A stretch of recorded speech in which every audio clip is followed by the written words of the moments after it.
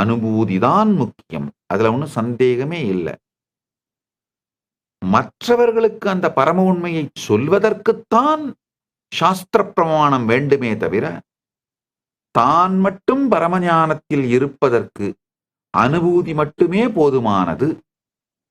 தான் மட்டும் பரமஞானத்தில் இருப்பவனுக்கு இருக்க வேண்டும் என்பவர்களுக்கு நூல்களோ சாஸ்திர ஞானமோ தேவை கூட இல்லை. குருவிடமிருந்து நேரடியாக தீட்சையும் குருவின் உபதேசங்களுமே போதும். அவர்களுக்கு பரமஞானத்தை அளித்துவிடும்.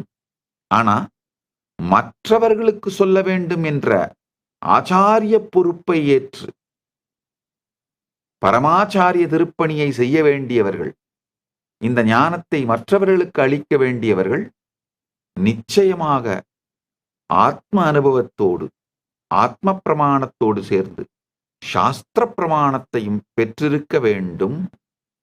சாஸ்திர பிரமாணம் இல்லாவிட்டால், சாஸ்திர ஞானம் இல்லாவிட்டால், ஆத்ம பிரமாணம் இருந்தால் கூட ஆச்சாரியனாக இருந்து மற்றவர்களுக்கு வழிகாட்டுவது சாத்தியம் இல்லை, சரியும் இல்லை.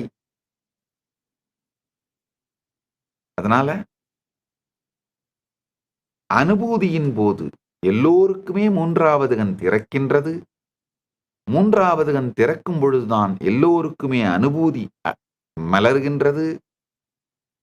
ஒரு தனி மனிதனுடைய பரமானுபூதிக்கு, ஆத்ம அனுபூதிக்கு, ஜீவன் முக்திக்கு, பரமுக்திக்கு சாஸ்திரங்களோ நூல்களோ தேவையில்லை.